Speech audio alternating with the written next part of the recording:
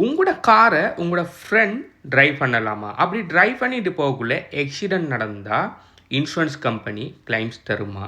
அதே மாதிரி உங்களோட காரை உங்களோட ஃப்ரெண்ட் டிரைவ் பண்ணிட்டு போகக்குள்ள போலீஸ்ட்ட மாட்டினேன்னு சொன்னால் அந்த டிக்கெட் யாருக்கு போகும்? உங்களுக்கு வருமா? உங்களோட ஃப்ரெண்டுக்கு வருமா? இதை மாதிரி கொஷின்ஸ் பார்த்தீங்கன்னு சொன்னால் எனக்கு நிறைய வருது. இந்த டவுட்ஸ் எல்லாத்தையுமே இந்த வீடியோவில் நான் கிளியர் பண்ணுறேன். ஸோ இந்த வீடியோவை ஃபுல்லாக பாருங்கள்.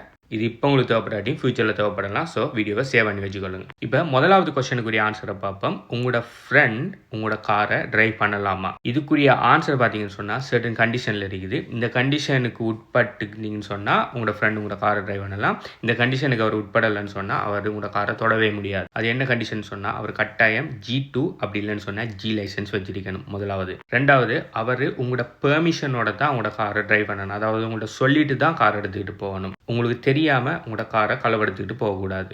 அவர் பார்த்தீங்கன்னு சொன்னால் உங்களோட ரூம்மேட்டாவோ அப்படி இல்லைன்னு சொன்னால் உங்களோட ஹவுஸில் வாழ்ற ஒரு ஆளாக இருக்கக்கூடாது. அடுத்தது அவர் உங்களோட காரை டெய்லி அவர் இப்படி கடனுக்கு எடுத்துகிட்டு போய் டிரைவ் பண்ண முடியாது. அதாவது எப்பயாச்சும் ஒரு நாளைக்கு அவர் இன்றைக்கி உங்களோட காரை தாங்க யாப்பாடு கொஞ்சம் போகிற வேலை இருக்குது, அப்படி எங்கே ஒரு இடத்து அவசரமாக போகணும், இந்த காருக்கு இந்த பிரச்சனை, அதனால் ஜஸ்ட் ஒரு நாள் 2 நாள் உங்களோட காரை கேட்குன்னு சொன்னால் கொடுக்குறதுல எந்த பிரயோசனம் இல்லை.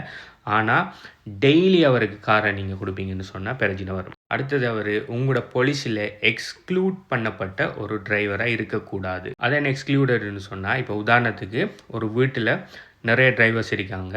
அப்போ நீங்கள் இன்சூரன்ஸ் எடுக்கக்குள்ளே எத்தனை டிரைவர்ஸ் உங்களோட வீட்டில் இருக்காங்கன்னு சொல்லி கேட்கக்குள்ளே நீங்கள் சொல்கிறீங்க நிறைய டிரைவர்ஸ் இருக்காங்க, ஆனால் அவங்கள என் காரை ஓட மாட்டாங்க, நான் மட்டும்தான் என் காரை ஓடுவேன்னு சொல்கிறீங்க. அப்போ இன்சூரன்ஸ் கம்பெனி பார்த்தீங்கன்னு சொன்னால் OPCF 28A சொல்லி ஒரு ஃபார்ம் ஃபில் பண்ண சொல்லுவாங்க. இதில் பார்த்தீங்கன்னு சொன்னால் யார் எந்தெந்த டிரைவர்ஸ் எல்லாம் உங்களோட காரை தொடக்கூடாதுன்னு சொல்லி நீங்கள் டிக்ளேர் பண்ணி கொடுக்குறது. ஓகே, எய்தை நீங்கள் அவங்கள ஒகேஷனல் டிரைவராக போடணும், அப்படி இல்லைன்னு சொன்னால் நீங்கள் எக்ஸ்க்ளூட் பண்ணணும். ஓகே, அந்த OPCF 28A போட்டு அப்படி நீங்கள் எக்ஸ்க்ளூட் பண்ணின ஒரு ஆள் உங்களோட காரை எடுப்பாருன்னு சொன்னால் அது ஃப்ரெண்டுக்கு பரோ பண்ணுற அது செய்ய முடியாது. அவர் உங்களோட காரை தொடவே முடியாது. எக்ஸ்க்ளூட் பண்ணினா அவர் ஒகேஷனலாகவும் சரி பெர்மனண்டாகவும் சரி உங்களோட காரை தொடவே முடியாது. அவருக்கு நீங்கள் உங்களோட காரை லென் பண்ண முடியாது. அதாவது ஜஸ்ட் ஒரு நாளைக்கு ஓடுங்கன்னு சொல்லி கொடுக்க முடியாது. ஸோ இந்த இவ்வளவு க்ரைட்டீரியாவையும் ஃபுல்ஃபில் பண்ணணும்னு சொன்னால் எஸ், நீங்கள் 1 or 2 டைம்ஸ் உங்களோட ஃப்ரெண்டுக்கு உங்களோட காரை டிரைவ் பண்ண கொடுக்கலாம். இப்போ யாருக்கெல்லாம் நீங்கள் உங்களோட காரை கொடுக்க முடியாதுன்னு சொல்லி பார்ப்போம். இப்போ உங்களுக்கு கூடவே ஒரு ஆள் இருக்கார், அவர் உங்களோட காரை அடிக்கடி எடுத்துகிட்டு டிரைவ் பண்ணுவார்னு சொன்னால் அவரை நீங்கள் ஒகேஷனல் டிரைவராக போடணும். அவருக்கு நீங்கள் ஜஸ்ட் நாங்கள் ஒரு நாளைக்கு தொடர்ந்து ஓடுங்கன்னு சொல்லி கொடுக்க முடியாது. இது இன்சூரன்ஸ் கம்பெனி தெரிய வரும்னு சொன்னால் பெரிய பிரச்சனையில் முடியும். மிஸ்ரிப்ரசன்டேஷனில் முடியும். மிஸ்ரிப்ரசன்டேஷனுங்கிறது ஆல்மோஸ்ட் ஃப்ராடுக்கு சமன். அடுத்தது உங்களோட ஃப்ரெண்ட் உங்களோட வீட்டிலேயே வசிக்கிறதுன்னு சொன்னால் நீங்கள் எய்தை அவரை ஒகேஷனல் டிரைவராக போடணும். அப்படி இல்லைன்னு சொன்னால் OPCF 28A போட்டு அவரை காரை தொடைய மாட்டாருன்னு சொல்லி நீங்கள் என்டோஸ்மெண்ட் போடணும். இந்த ரெண்டுமே போடாமல் இருக்கிற ஒரு ஃப்ரெண்டு உங்களோட காரை டிரைவ் பண்ண முடியாது. அது ஒகேஷனல் டிரைவருக்குள்ளே, அதாவது இந்த மாதிரி காரை வாங்கிட்டு போய் டிரைவ் பண்ணுற கன்செப்டுக்குள்ளேயே வராது. அந்த ஃப்ரெண்டு உங்களோட ரூம்லேயே உங்களோட வீட்டிலேயே கூட இருக்கிற ஒரு ஆள் பேர் சொன்னால். அடுத்தது கார் எடுத்துக்கிட்டு ஊபர் அப்படி இல்லாட்டி டெலிவரி ஒர்க்குகளுக்கு போகிறாரு உங்களோட ஃப்ரெண்ட் எடுத்துக்கிட்டுன்னு சொன்னால் அது பெரிய பிரச்சனையில் முடியும். அடுத்து லாங் டேர்ம் பரோவிங் கிட்டத்தட்ட மாத கணக்கில் உங்களோட காரை ஒரு ஆள் பரோ பண்ணிட்டு போகிறான்னு சொன்னால் அதுவும் பிரச்சனையில் முடியும். ஸோ இப்போ உங்களுக்கு விளங்கிட்டு யாரெல்லாம் உங்களோட காரை பரோ பண்ணலாம், யாரெல்லாம் உங்களோட காரை ஓட இயலாதுன்னு சொல்லி எல்லா டீட்டெயில்ஸும் உங்களுக்கு விளங்கிட்டு, இப்போ இந்த ரிக்குவயர்மெண்ட்ஸை ஃபுல்ஃபில் பண்ணினோம் ஒரு ஆள் உங்களோட கார் எடுத்துகிட்டு போகிறாரு. ஓகே, இப்போ எடுத்துகிட்டு போகிறவருக்கு ஆக்சிடெண்ட் ஒன்று நடந்துட்டு, ஓகே, இவர ஃபால்ட்டில் ஆக்சிடெண்ட் ஒன்று நடந்துட்டு. இப்போ உங்களுக்கு கொஷின் வரும், இப்போ அந்த ஆக்சிடெண்ட்டை உங்களோட கார் இன்சூரன்ஸ் கவர் பண்ணுமா? அப்படி இல்லைன்னு சொன்னால் அவருக்கு ஒரு இன்சூரன்ஸ் இருக்குது, அவருக்கு வேறு கார் ஒன்று இருக்குன்னு சொன்னால் அவர இன்சூரன்ஸ் உள்ளுக்கு வருமானு சொல்லி உங்களுக்கு ஒரு டவுட் இருக்கும். இந்த கன்செப்டில் பார்த்தீங்கன்னு சொன்னால் உங்களோட காரை ஒரு ஃப்ரெண்டுக்கிட்ட நீங்கள் உங்களோட பெர்மிஷனில் கொடுத்து அவர் ஓடிட்டு போய் ஆக்சிடெண்ட் நடந்தால் இன்சூரன்ஸ் பார்த்தீங்கன்னு சொன்னால் உங்களோட கார் இன்சூரன்ஸ் தான் உள்ளுக்கு வரும். அவரோட கார் இன்சூரன்ஸோ வேறு இன்சூரன்ஸ் இல்லை, உங்களோட கார் இன்சூரன்ஸ் தான் உள்ளுக்கு வரும்.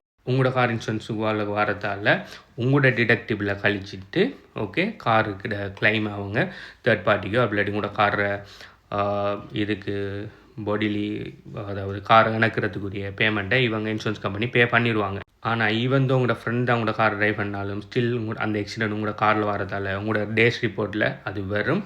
ப்ளஸ் ஃப்யூச்சர் ப்ரீமியம் உங்கள்கிட்ட ஆக்சிடென்ட் ஃபர்கியூனஸ் இல்லாட்டி ஃப்யூச்சர் ப்ரீமியம் நீங்கள் ஆல்ரெடி பே பண்ணிட்டீங்களேருந்து கிளைமையும் சேர்த்து உங்களுக்கு ஃப்யூச்சரில் ப்ரீமியம் இன்க்ரீஸ் ஆகிறதுக்கு நிறைய சான்ஸ் இருக்குது. ஈவன் அது நீங்கள் உங்களோட மிஸ்டேக்கால் வந்ததில்லை, உங்களோட ஃப்ரெண்டோட மிஸ்டேக்கால் வந்ததுன்னு சொன்னாலும். இப்போ உங்களோட ஃப்ரெண்டுக்கு நீங்கள் ஒரு கன்சென்ட் ஒன்று கொடுத்து நீங்கள் ட்ரைவ் பண்ண விட்றீங்கன்னு சொன்னால் கிட்டத்தட்ட நீங்கள் ட்ரைவ் பண்ணுறதுக்கு சமந்தான் அது இன்சூரன்ஸ் பாயிண்ட் ஆஃப் வியூவில். ஸோ அவர் போய் மிஸ்டேக் பண்ணி ஆக்சிடென்ட் பட்டாலும் அது நீங்கள் படுற ஆக்சிடென்ட் மாதிரி தான் அது கன்சிடர் பண்ணப்படும். அதில் இன்னொரு முக்கியமான விஷயம், அப்படி நீங்கள் கொடுத்து அதாவது உங்களோட ஃப்ரெண்டு கார் எடுத்து போகல அந்த ஃப்ரெண்ட் பார்த்தீங்கன்னு சொன்னால் இந்த கண்டிஷனில் அதாவது உங்களோட காரை ட்ரைவ் பண்ண முடியாத கண்டிஷனில் இருக்கிற ஒரு ஆள் ரிப்பேர்னு சொன்னால் அவர் ஆக்சிடென்ட் பண்ணக்குள்ள உங்களோட கிளைம் டினேல் ஆகிறது சான்ஸ் இருக்குது, உங்களோட இன்சூரன்ஸ்க்கு சஸ்பெண்ட் பண்ணுறதுக்கு சான்ஸ் இருக்குது, நிறைய பிரச்சனைகள் வந்து முடிகிறது சான்ஸ் இருக்குது. ஸோ உங்களோட ஃப்ரெண்ட் கார் எடுத்து போகக்குள்ள ஆக்சிடென்ட் ஏதாவது நடந்தால் கிளைம் உங்களோட ஓன் பாலிசியிலேருந்து கிளைம் போகும். அதுவும் அந்த ஃப்ரெண்ட் பார்த்தீங்கன்னு சொன்னால் சரியான ரிக்குவயர்மெண்ட்ஸில் உங்களோட காரை உங்களோட கன்சென்ட்டோட வாங்கிட்டு போயிருந்தால் மட்டும்தான். இப்போ 3வது கொஸ்டினுக்கு வருவோம். இப்போ உங்களோட ஃப்ரெண்ட்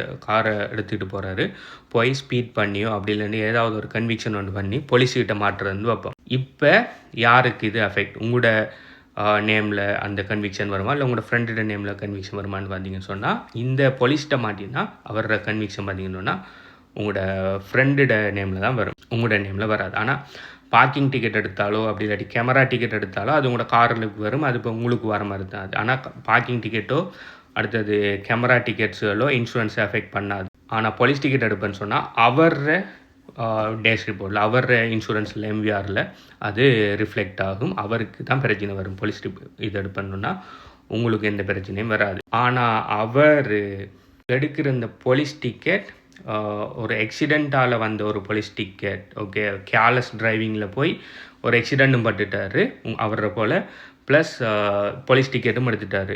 அப்படி சொன்ன ஆக்சிடெண்ட் நடக்கக்குள்ள அது திரும்ப ஆக்சிடெண்ட்டுங்கிற எந்த பாலிசிக்குள்ளே வரும், இந்த பாலிசிக்குள்ளே வரதால் உங்களோட இன்சூரன்ஸ் உள்ளுக்காகும். உங்களோட இன்சூரன்ஸ் உள்ளுக்காகக்குள்ள என்ன காரணத்தால் ஆக்சிடெண்ட் ஆனங்கிற விஷயம் திரும்ப உங்களோட ரிப்போர்ட்டில் ரிஃப்ளெக்ட் ஆகும். ஸோ ஜஸ்ட் போலீஸ் டிக்கெட் கிடைச்சா அது அவரில் தான் போகும். ஆனால் போலீஸ் டிக்கெட்டோட சேர்த்து ஆக்சிடெண்ட்டும் நடந்தால் ஆக்சிடெண்ட் உங்களோட ரிப்போர்ட்டில் வந்து சேரும், உங்களோட பாலிசியை பாதிக்கும் அது. ஸோ இதில் அநேகமாக நாங்கள் செய்கிற பெரிய மிஸ்டேக் என்னென்னு சொன்னால், காரை சும்மா எல்லாருக்குமே கொடுத்துட்டு என்ன இருந்தாலும் என் இன்சூரன்ஸ் பார்த்துக்கொள்ளும்னு சொல்லி ஒரு குருட்டு நம்பிக்கையில் இருக்கீங்க. ஆனால் இந்த ரிக்குவயர்மெண்ட்ஸை ஃபுல்ஃபில் பண்ணினா மட்டும்தான் உங்களோட இன்சூரன்ஸ் கவர் பண்ணி, அப்படி இல்லாட்டி உங்களோட இன்சூரன்ஸ் டினைல் பண்ணி உங்களோட இன்சூரன்ஸ் சஸ்பெண்ட் ஆகிறதுக்கெல்லாம் நிறைய சான்ஸ் இருக்குது.